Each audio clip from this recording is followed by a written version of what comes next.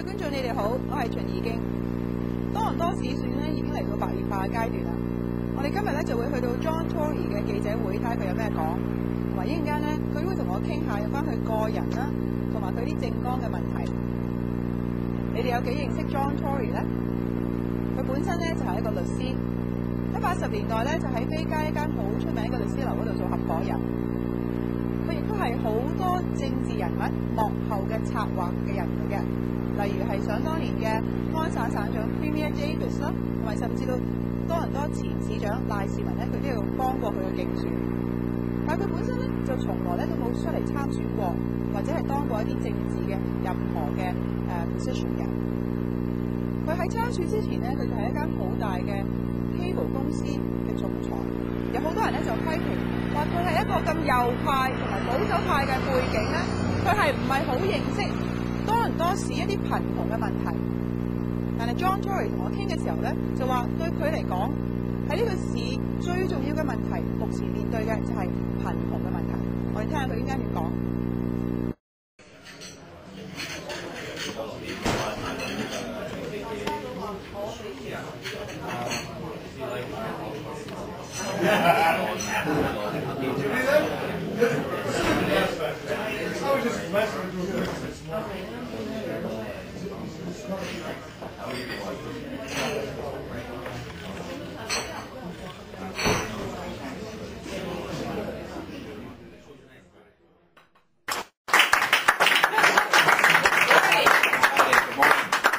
I should tell you that the one or two in the room who would know the last time I was here was actually on the day of the, and Charles was here, and was on the day of the blackout, and we had an event that we planned with members of the Portuguese community, and there were two things that were remarkable about the day, one much smaller in the life of the city than the other.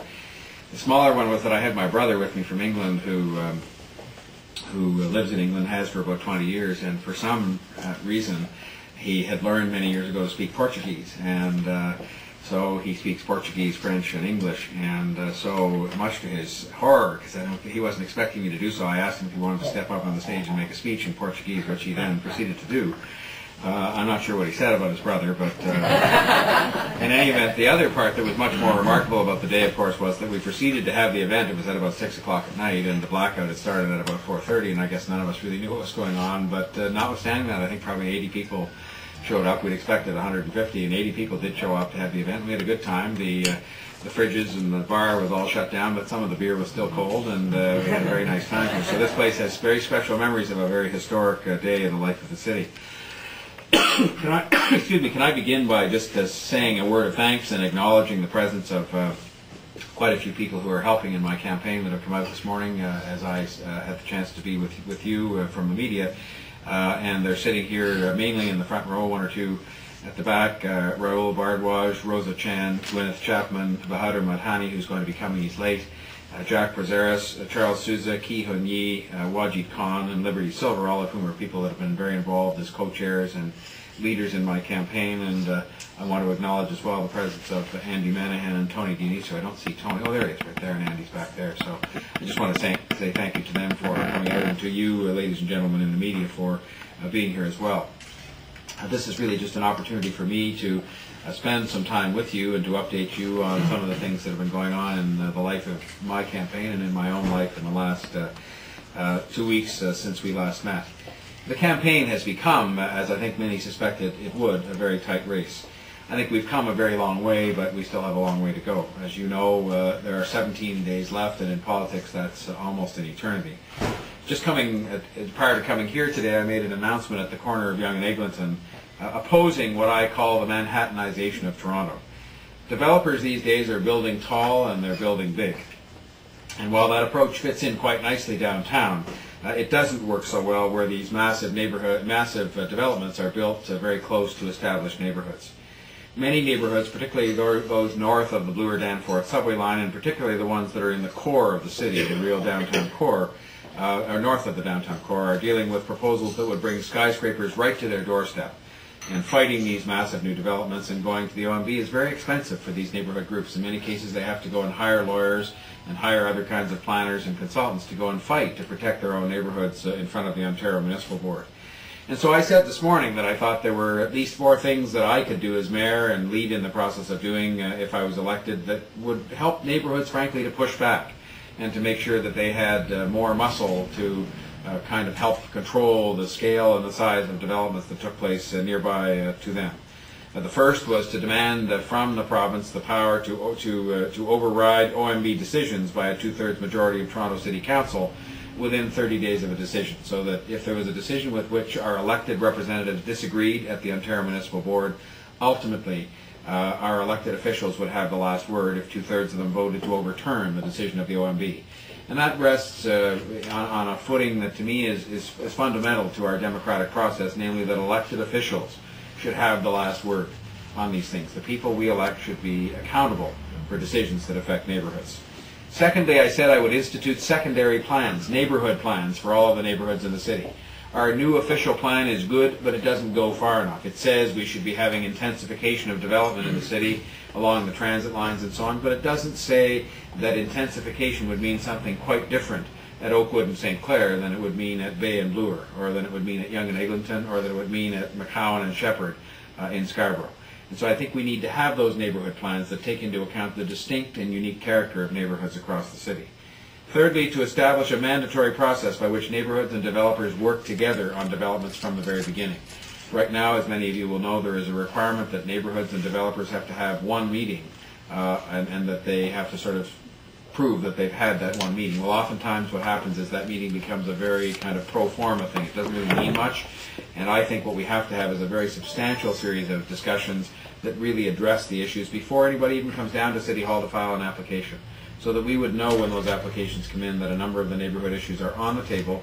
Many of them, I think, can be resolved before an application is even put in. I think it will reduce the number of these big fights that neighborhoods have with developers and lead to much more productive development process. And finally, I've said that I think we have to really take a page from the book that's been written in the Leaside neighborhood over in just the east side of the old city of Toronto in East York, and put out very detailed guidelines, as they have done, that help preserve the architectural and other character of neighborhoods. And in this case, they put out guidelines that say what you can do when you renovate your house, what you can't do, what we expect in terms of standards. If you're going to build a new house, tear the old one down and build a new one. Here's what it has to look like so that it doesn't interfere with the existing character of those neighborhoods. You know, I said this morning at the corner of Yonge and Eglinton, and I repeat to you that I think the model we should be adopting as we go forward, because we do have to develop the city. We have to develop the city. We're going to have 1 million more people living here over the next 20 years, and as we grow and renew the city, we have to develop. But I think the model should be more what we see in places like Amsterdam and Paris and Geneva, where you see very smart-looking 6 to 8 story development that has commercial and retail at the street level and has residential above it. You don't see what a lot of the times people present here, which is huge skyscrapers that go 50 stories tall, especially right on the border of existing neighborhoods. And I think that that should be our model. Europe should be more of our model than is New York, where New York's a wonderful city, but I think probably a lot of us would recognize many reasons why we don't want Toronto to become a Manhattan. Another problem I've dealt with since we last met is the problem of gridlock. I think it's something that is plaguing the people of Toronto. I think it takes an emotional toll on people as they have to sit in their cars and time is spent away from their families and so forth and so on. But I think there's also, I think many of us would recognize, a huge economic cost, with millions of dollars being lost by salespeople and business people and all kinds of professional people sitting in their cars not able to get to the kinds of appointments that they have to get to. I think it also, of course, adds to our environmental problems. A lot of smog is created by cars sitting idling in traffic jams, and this is not a good thing. And so in an attempt to get Toronto moving again, I announced my Green Light Toronto plan. And this is a plan that is announced intended to ease gridlock in the short term and have the Mayor of Toronto resume a traditional leadership role in helping to decide regional transportation issues over the longer term. And so I said I would do a number of things as mayor, including replacing the antiquated traffic computer that was put in many years ago to help synchronize the traffic lights around the city, add more advanced green signals and the green arrow signals and have them running more of the day so people can turn left in intersections that are very busy. More of the reversible lanes we see on Jarvis Street. I don't know how many of you use Jarvis Street, but there is one lane that goes south when the traffic is going south in the morning, and then it switches and is used for northbound traffic in the afternoon. better coordinate Toronto's road maintenance schedule. You know, it seems like every year, year after year, we make the same mistake and we tear up all the north-south roads at the same time and make sure that there's absolutely no way to get anywhere. And we don't do the construction on kind of an organized basis where maybe you do in one year, you know, a certain street, and the next year you do the next street over that's north-south, and so you wouldn't have them all torn up at the same time. More communication and better planning. You know, oftentimes you don't even tell people that certain roads are torn up, so they're trying to get around the city and they all go somewhere where if they knew, they would not use that route, or they might even decide to take transit, which many of them probably should be encouraged to do anyway. I would explore the possibility of banning delivery trucks on certain streets during certain hours. You have to be careful about this because people have deliveries to make and the businesses need to have those deliveries, but at the same time, there's reason to believe in some cases you can take a look at saying, look, could you try to sort of segregate it in a certain period of time during the day as opposed to another? And I think there's reason to be able to discuss that as they've done in New York and in London. Construct more neighborhood-friendly Toronto parking authority lots across the city. Allow Metro Pass holders to get on both the back and the front door of the bus on an honor system. Because what you have now in many cases with the streetcars and the buses is long lineups of people waiting to get on the front door only to show their Metro Pass, which they've already purchased. You know, there's some danger in this that maybe you're going to have some people get on and not pay, but I think at the end of the day most people are people who live their lives in good faith and wouldn't want to do such a thing. So these are important first steps aimed at offering Toronto drivers some relief and some hope, because I think in recent years there's really been nobody. You know, it's interesting that both Barbara Hall and David Miller have said of my proposals to relieve gridlock, well, these are old ideas, we've been talking about these ideas for years. And I smiled when I heard that, because I thought to myself, well, if you've been talking about them for years, how come you've never done them? And that's a large part of the problem in this city, is that people have been talking about a lot of things for years and they've never done anything about it. And so I intend to go down to the City Hall and get these things done for people, because they're saying, look, yes, that's the point. Everybody's been doing a lot of talk at City Hall, and nobody's been doing a lot of act. Mr. Miller has recently said that his answer to some of our transportation issues is to put tolls on the Gardner Expressway and the Don Valley Parkway. I guess last night on 680 News, or the latest installment, he said that he talked to Premier McGuinty and now he decided he wasn't going to put tolls on. I just warn the people of Toronto very simply this. He's talked about this, he's thought about this, he was given at least 10, if not 100 opportunities over the last week to back down from his position, including by me on the televised debate last week. And every time he said, no, I think it's the responsible thing to do to say that I might bring in tolls. And now suddenly, last night as a result of a conversation he could have had any time with Mr. McGuinty, he's saying, oh, no, the idea is dead. Well, when an idea is that long in somebody's head and alive for that long, believe me, it hasn't just gone away. I'm opposed to road tolls because they would cost the average person that's driving their car in and out of the city each day, from Etobicoke and Scarborough and North York, $1,200 a year. And perhaps even worse than the monetary cost to people is that studies have shown in other cities that when you put these tolls on roads that previously were free, you divert about half the traffic into residential streets, because people say, I don't want to pay the toll, I'm going to drive down some other street. We don't need that traffic in our neighborhoods. The kids don't need it. They're trying to play on the sidewalks and on their front yards. The families don't need it. The properties don't need it in terms of just the traffic. There's enough traffic in our neighborhoods now. Something we're going to have to move ahead with in the next number of years that I've also dealt with since we last spoke is the need to revitalize our film industry. This is a huge industry that employs thousands of people, and it's not just people who are directors and producers, it's people who supply the food, the people who supply the trailers, the people who do a lot of the work on building the sets and so forth. This is a big industry. And since SARS and since we've kind of taken our eye off the ball of it, we've lost millions of dollars in production, and that costs us thousands of jobs. Probably each and every one of you have run into somebody who said maybe this summer they had to go to Montreal or Winnipeg or Hamilton to work on a production because there weren't enough productions going on here. And so I've taken, again, announced some very specific measures to move the Film Development Office back into the Mayor's office so I can give it the clout that it needs to get things done. We've got to cut through the red tape. You know, they tell me now that if you want to go and look at a subway station for the purposes of maybe doing a film shoot in the subway station, you have to apply for a permit, and it takes 10 days, and you have to pay for the permit just to go and look at the subway station, not to use it, just to look at it to see if you want to use it.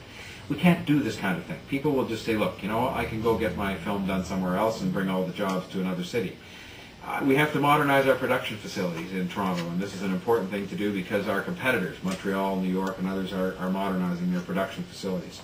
We have to put the city on sale for a 6-month period and say things like the 15% charge that they add on to the police bill for police that are needed during productions.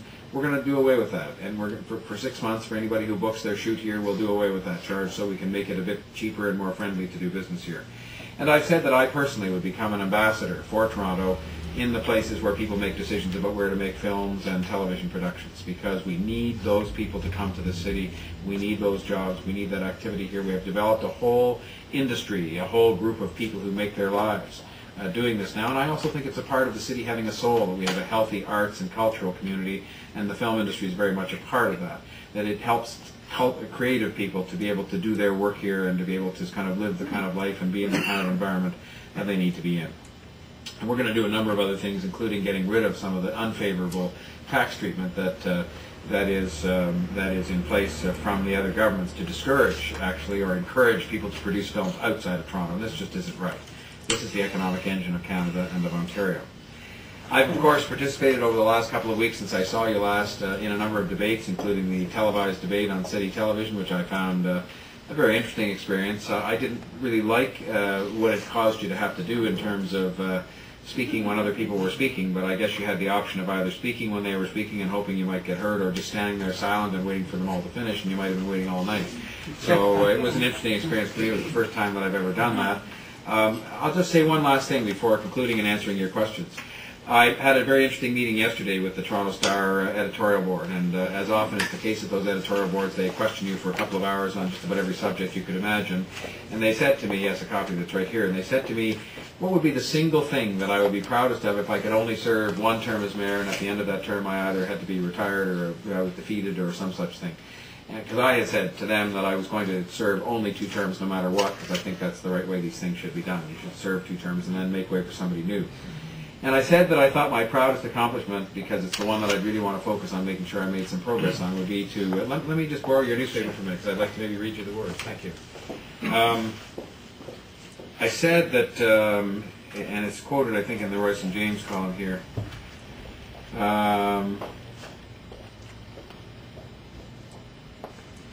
Well, it says that I talked about the scandal of poor Rexdale neighborhoods with tiny, overused community centers, while middle-class neighborhoods have ample facilities. Talked about crime and disenchantment and a loss of hope in neighborhoods where kids stop dreaming just when their futures are supposed to begin. And then just to quote here, I said that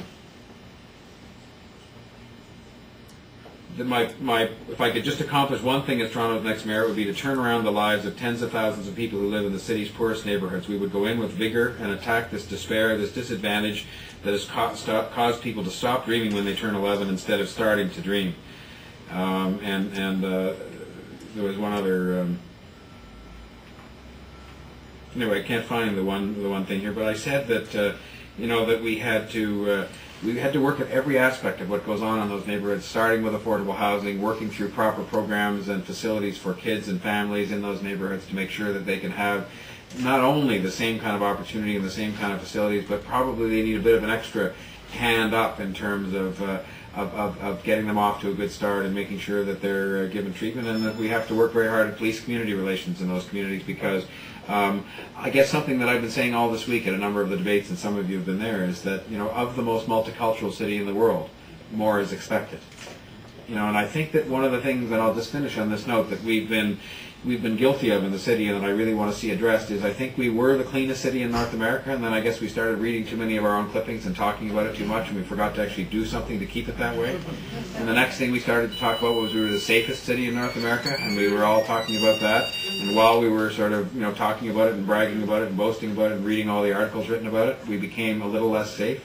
And now I think that the risk we run is that we're going to talk about how we're the most multicultural city in the world, and that's a fact. But it shouldn't just be a fact, it should be a way of life. And I think that what we have to do over the next number of years is to make sure that we sort of make sure it's something that we can be very proud of, that we live the life of the most multicultural city in the world, which sets an example for the rest of the world in a whole lot of different ways. And it's not just about those neighborhoods where there is despair and disadvantage, but I think many of you would know that some of the newcomers to Canada are people that are the ones that are living in the greatest numbers in many of those neighborhoods that are disadvantaged, and that's something that we have to address. So I'll just finish on that note and tell you that I'm looking forward to the next 17 days, and I'm looking forward obviously to November the 10th. It's been a long campaign, but I said to the Star editorial board yesterday, it has been a privilege for me to run for public office, because you learn a lot about yourself, and you certainly learn a lot about your city and the great opportunity the city has, and what a magnificent group of people that you meet, and how warmly you're received everywhere you go, everywhere. You know, from the mosque in Scarborough to the synagogue in Midtown to, you know, the Hindu temple in the North End. I have been received everywhere with a warmth and an openness and a willingness to listen that you couldn't have imagined. And so I'm now ready to answer your question. The third one I've been visiting with the Portuguese community is more, they're issues that really are much the same as for a number of other communities. They're talking about how we have to be more sensitive to the needs of small business, for example. Small business has been hurt by excessive levels of taxation. Small business has been hurt by huge amounts of red tape at the City Hall. Small business has been hurt by insensitive decisions that are made without their consultation on things we do about parking and so forth, and garbage and how we handle garbage. And so what I've heard probably most when I have been in the Portuguese community is that small business really has to be given you know, more consideration in making a lot of decisions. I would say if there's a second thing that I've heard, and I've heard this in many communities across the city, and it's caused me to make specific allowance in my program for this, is that there is a lack of community facilities for people. There is a very well developed, well energized, very strong community sense in the Portuguese community, but what there isn't is the kind of opportunity for them to have facilities within their community to conduct programs and to have people gather together and enjoy those activities together.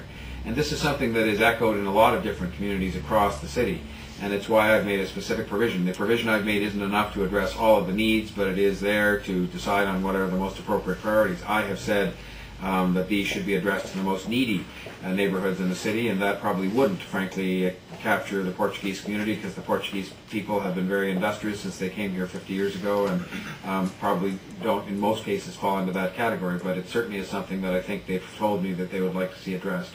And I think, finally, the other thing I've heard from members of the Portuguese community, because they are people who are industrious, hard-working people, is they want to make sure that we build things in the city.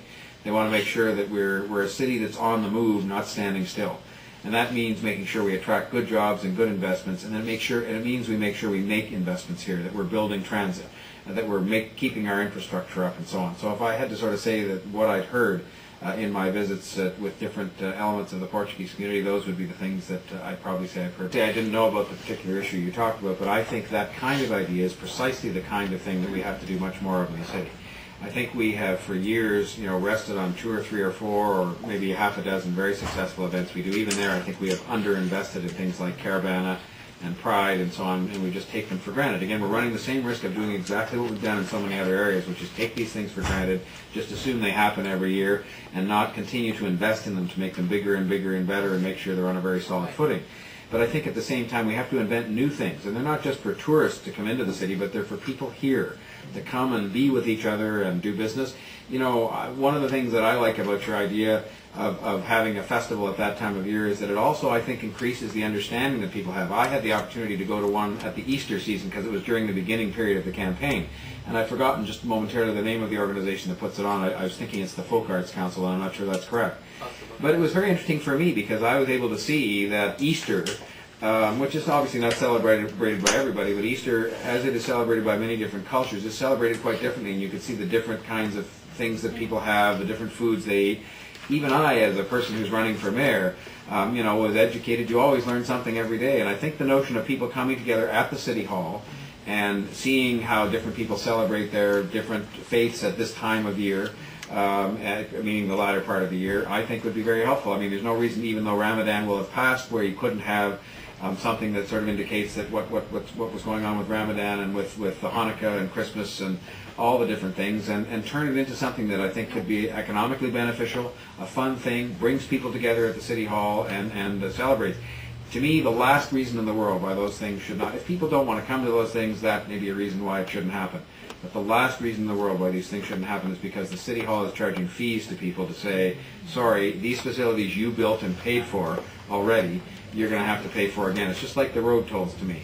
And so I'd be quite happy if I'm elected mayor on November the 10th to look at, you know, that kind of thing immediately and just say, as far as I'm concerned, you know, we have to find a way to encourage these things to happen, not discourage them through financial penalties. And I think it's an excellent idea.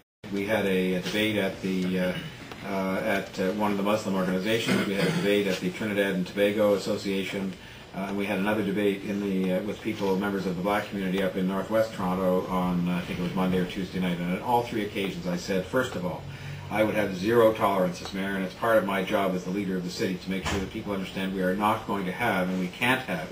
And it isn't going to happen because I say it's going to be so. What I have to do is show the leadership to bring people together and say, what makes us really, in reality, the most multicultural city in the world is that we understand each other, we accept each other for our differences as well as for what we have in common, that we're going to celebrate those differences. We're going to understand them first and celebrate them second, and that we're not going to allow it to go on in our community, the kind of stereotyping that can lead to a Muslim woman walking down the street with a head covering on and being given abuse because she's associated with terrorism, or a Jewish person finding they have security guards at their synagogues during the high holidays, or a member of the Chinese community finding they were frankly shunned by many members of the community during SARS, or a member of the African Canadian community who is a successful person driving his Lexus and being stopped 3 times on a Saturday night for no reason, really at all.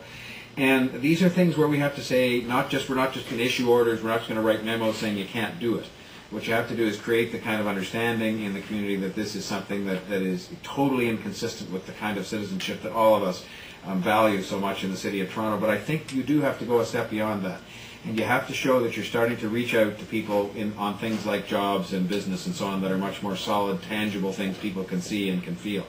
And that is why I have said, for example, that with respect to communities that are presently underrepresented in the city public service, that I will make sure we take job fairs out to the community, so you don't wait around for people in those communities that are underrepresented to figure out how to apply for a job at City Hall, that you take the jobs out in job fairs. And I cite all the time the example of the mosque that's up by the airport near the Sears store there, where they've had a job fair the last 2 years, and they brought the governments and the private sector out to the mosque. And in 2002 they placed 1,300 people in a 2-day job fair, and this year they placed 2,300 people in jobs.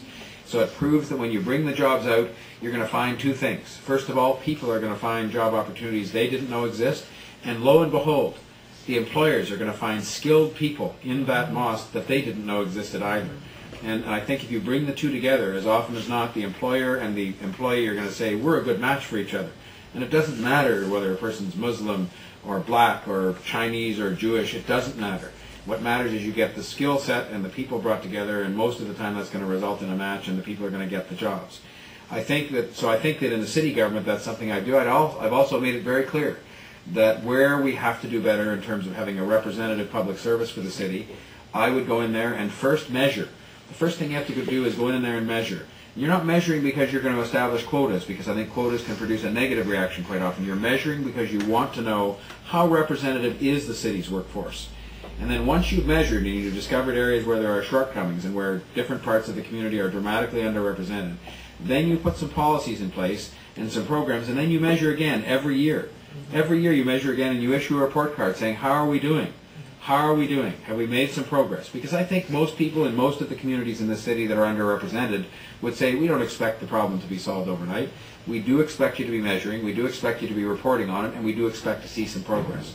And I've certainly committed myself as well that in the appointments that I have the ability to influence or to make as the Mayor of Toronto, I'm going to make sure that those appointments are representative of our community. Again, as I said earlier, if you're the most multicultural city in the world, more is expected of you.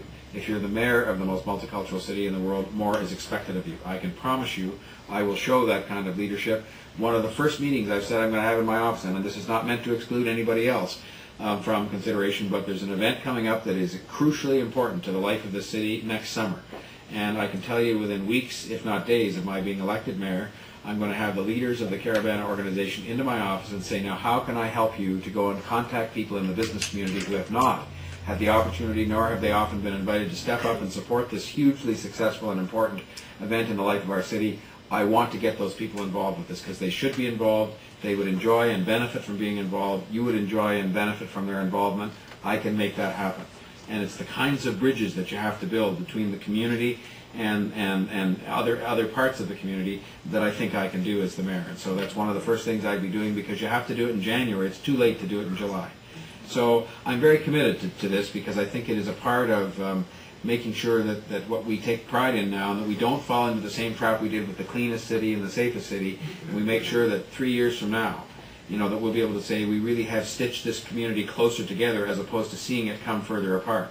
I said at the black community debate up in the northwest corner of the city the other night, I want to be a mayor where you're not going to be sitting here 3 years from now at the next all candidates debate saying, here we are again discussing the same old issues for the 947th time and no progress has been made. Because I think that's what's been going on. There have been people standing up saying, I've been in politics for 20 years, elect me. I understand these issues better because I've been around for 20 years, elect me. And I said, that isn't the question. The question is, what results have been achieved? And what I want to stand in front of people with pride and say in 3 years is, look at what we've achieved. We haven't solved the entire problem. We haven't suddenly overnight made all these things either go away or come to pass. But we've made solid, measurable progress. And that is what I intend to be measured on in every area of the city's life.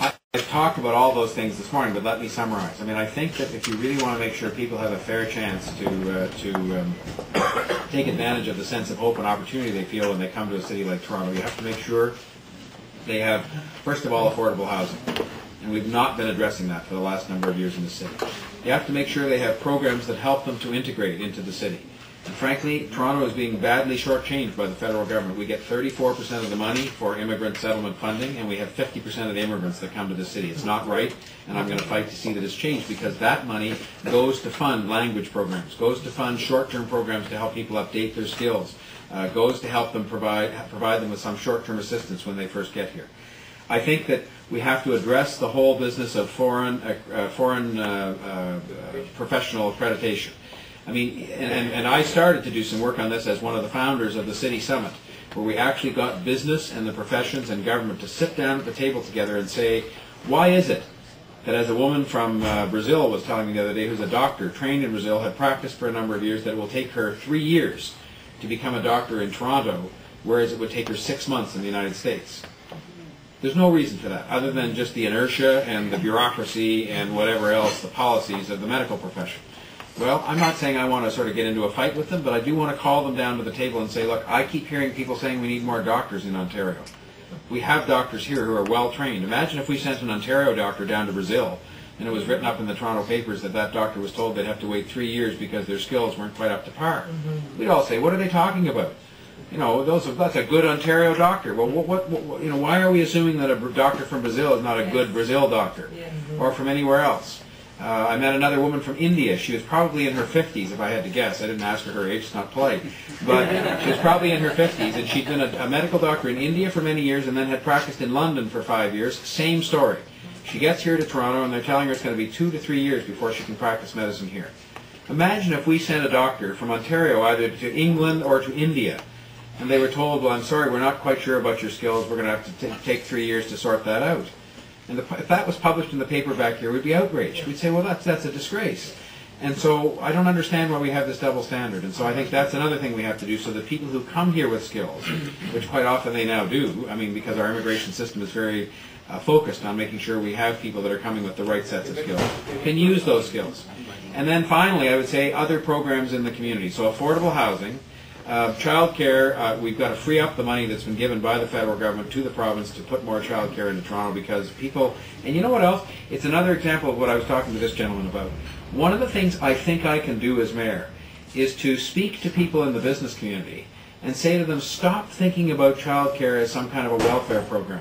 It's not a welfare program. It's an investment in the development of children. Right. And it's an investment in a sound future for these children to have proper child care. And I think if a lot of business people are now focusing on that as they see more and more of the reports talking about how crucially important it is in those early years for children to have the right kind of care. And I think if they looked at it that way, they would realize that in the end, the investment we're making in child care is for the benefit of the children, it's for the benefit of the parents, but it's also for the benefit of the entire economic system, because it's going to produce better people who have a better chance to themselves be successful going forward because they had a good start. And so child care, immigrant settlement funding, foreign accreditation, accreditation of foreign accreditation, these are things that I think if you address them aggressively and then programs right in the community themselves. I said yesterday at the Star editorial board, and I think I read the quote out of the paper this morning, it doesn't make sense to me that in the neighborhoods that need the most programs and the most facilities to make sure people get off to a good start and have a chance, that we seem to have the least adequate facility. It's just backwards. And so I've actually put money into my financial program to address that in the first year. You know, I've been around politics as a campaign advisor for many years, sir, and I guess I have come to understand very well that, you know, the only time you want to be ahead in the polls is at about 9:15 p.m. on November the 10th. The rest of it doesn't matter. I mean, you know, if I was standing here today with 17 days to go and I was 25 points behind, I would have a hard time sort of smiling and saying, "Don't worry, it's all going to, you know, come to pass. It's, you know, I've got a strategy worked out." But I'm not. I'm in the thick of a race that is very exciting, that involves three people that are within a few points of each other. I can sense, as a result of the policies and announcements and some of the press coverage that you've seen today that I'm getting, that people are figuring out who I am and what I'm about and why I'm running, and that they're coming to my side. And so polls are polls. The day you want to be ahead is the day of the election.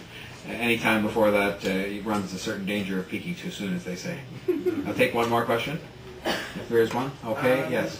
You had to look. So I appreciate that. One of the things that you all know that you're welcome to attend any of the events that I have, and you're all invited to all the announcements. But I wanted to have some specific sessions that we've done twice now, and I'm happy to do it again, and I'll continue to do it as mayor, where there may be things that you want to address that are a little bit different.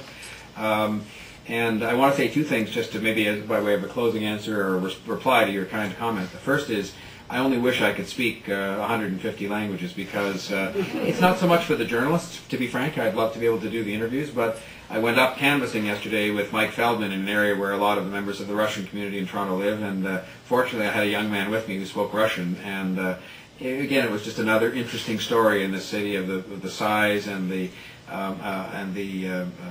you know, the depth of the Russian community. But I was in a mall, and we were talking, and I'd say probably 60% of the people we came to speak to spoke Russian, and we had very nice encounters, but it had to be done through someone else who spoke the language, and that's fine, but I would have felt more comfortable if I could have spoken to them directly myself.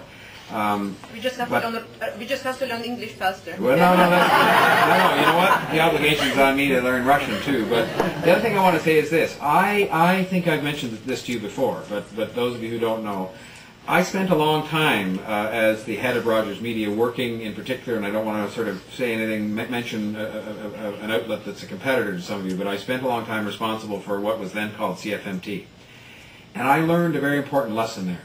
Because as much as we knew that the programs we had on that television station, whatever language they might be in, were watched by tens and tens and tens of thousands of people, when we went out to sell advertising, none of the advertisers really would give us any credit for that. They'd say, well, you know, when we look at the ratings here, it doesn't show up, you know, where are the people? And we'd say, well, you know, the ratings often don't show up because those people don't participate in the interviews as easily because maybe they don't speak the language as well or whatever. And so we were forced to go out and spend a huge amount of money to do research that we had to do to prove, you know, and we did the research in the language of the people that we were broadcasting to, and we proved when we did the research that, you know, there were huge numbers of people watching these programs. And then some of the advertisers would say, okay, well, on the basis of that, you know, we'll buy the ads. And in other instances, I know members of the sort of you know, of the press and media that operate in different languages hold events to prove, just by putting an ad in their paper or by putting something on their radio station, that hundreds of people will show up, and it proves they must be out there, otherwise how would they know? But we have to get over that. You know, we have to, I've come to understand, for example, in the Tamil community, that they basically have a daily newspaper because they have several newspapers that publish once a week, all on different days of the week, and they're hugely read. Everybody reads them. In the Russian community, I think there's, what, three newspapers, and there's a very fine-looking directory that's put out of businesses and so on. I mean, this is another thing you learn as you have this privilege of running for public office, is that there are, you know, there's a huge industry of people who are communicating with one another in the community that are not, you know, not the mainstream press. And I have great respect for the Toronto Star and CFTO and CFRB and all those other people, but we've got to understand that there are other ways in which lots of people in this community get their information. In fact, I know that I now have learned, if I didn't know it before, that there are many people in this community who never read the Toronto Star, but who read your papers cover to cover every week, who watch your television programs and listen to your radio broadcasts. And that's just a part of the magnificent city that's so multicultural. But it's part of also recognizing the way the city works. And I knew it before because I'd been in the business, and I knew of the struggles that you go through to get the ad dollars and get the recognition. I understand it even better now because what I also know is when I stand here and communicate with you, people tell me when I see them in the street, yes, I saw you on, in the Russian newspaper, I saw you on the Portuguese television program, I saw you on Korean television, and I know how many people are watching because you get the feedback instantaneously, probably faster than most of the other media in the city. Thank you for being here today. I appreciate it very much.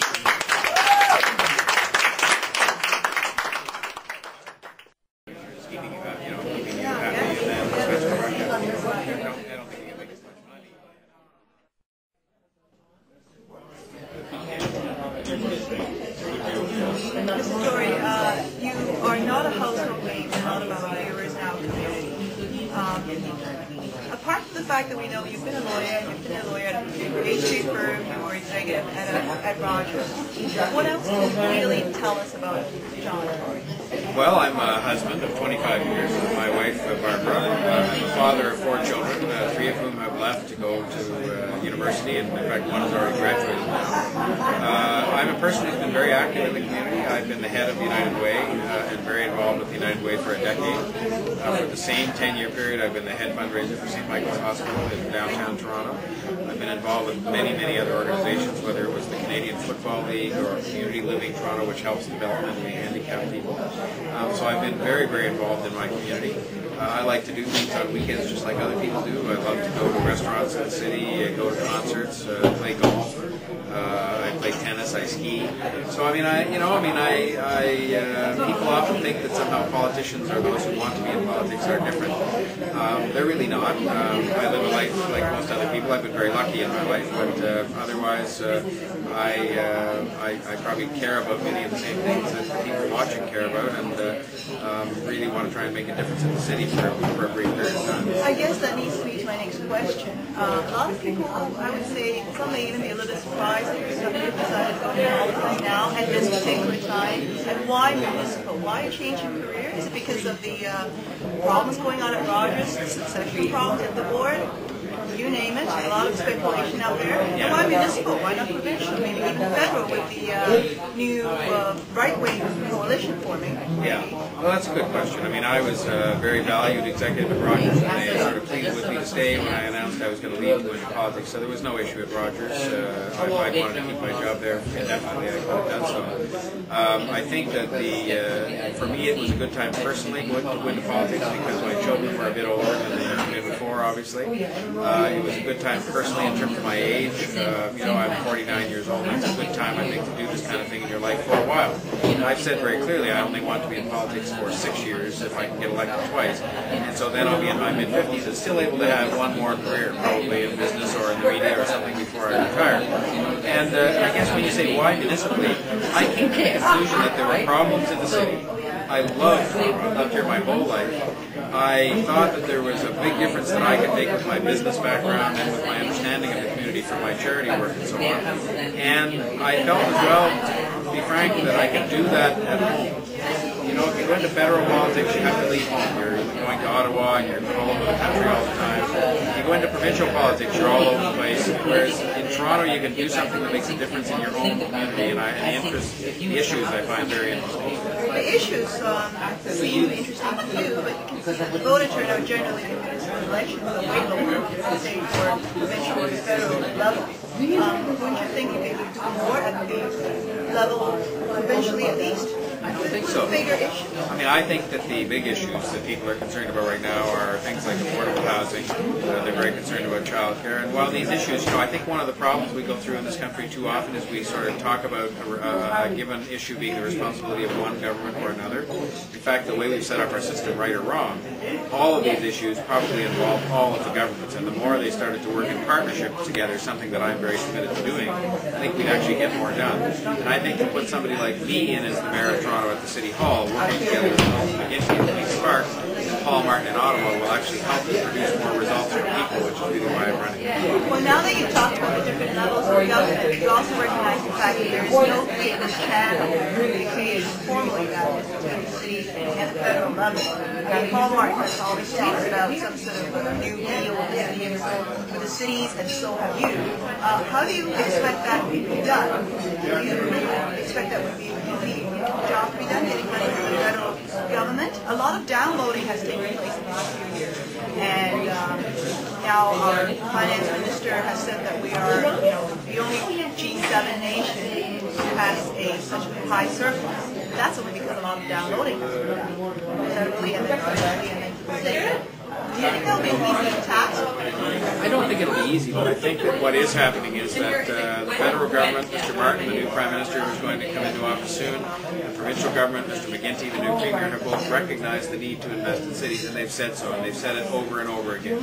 And I think that's encouraging. So I don't think it's going to be easy to get all of the money we need, but I think it is going to be easier than it was before. What I've been saying is that the one thing we have to do to make sure we make it as easy as possible is to manage our own affairs better so that people can see this city is better run. We've stopped wasting taxpayers' money on ridiculous things. And so I think that will give a greater level of confidence to the other levels of government. They can help Toronto and invest in Toronto without fear that the money is going to be wasted. So I intend to have a very civilized and productive relationship, a partnership with the other levels of government. And I think if we act that way, we have every reason to believe they will invest in Toronto because it's good for them and good for Canada. Now, you've mentioned a lot of issues on your platform, the garbage incineration, you've mentioned replacing the traffic lights, you've mentioned rebuilding our city. How can we actually really do that and yet be able to find the money to do it? Because rebuilding takes a lot of money. And the city has been so much taxed. Well, I'll say three things about that. The first is that some of that money obviously has to come from the other levels of government through the New Deal that we've just been discussing, and I think they've indicated an intention to send a lot more money to the city to help us. The second thing is that I am not averse to looking at using the private sector's money to help make some of these things happen. So if you said to me, would I rule out the possible partnership with the private sector to build more transit for the city, I'd say no, I would not rule it out. I want the TTC to own it, and I want the TTC to operate it. If you said to me, would I let the private sector build it and pay for it in return for having the right to do some development in the city, depending on reasonable terms, the answer is no, I would not rule that out. I'd specifically encourage that. And the third thing we have to do, and I think this is something that's very much on my plate to deal with as the mayor, is we have to cut the waste from the taxpayers' money. It's not waste in the sense that people are deliberately going down to City Hall and finding ways to kind of earn money. They're just not running the government as well as they can. They're just not cutting out a lot of the bureaucracy and paperwork that drive people crazy and that cost us a lot of money. I'm very determined to drive that out of City Hall and make the place run better. We have very little time left, but I would like to close by asking, which is the single most important issue to you? One issue you have to take. The single most important issue is the poverty, the disadvantage, the despair that is growing up in probably 15, 20 neighborhoods in our city, and the fact that a lot of those neighborhoods are populated by people who are new to the country, and we simply have to attack that with vigor in all of the communities, business, labor, the academic community, to say these are people who are citizens just like everybody else. They deserve a fair chance. They're people who can contribute to this community in many different ways. We've got to make sure they have the programs to help them get on their feet and contribute what they can and be treated in the manner that we would expect people to be treated in this city. Thank you so much for your time. Thank you very much.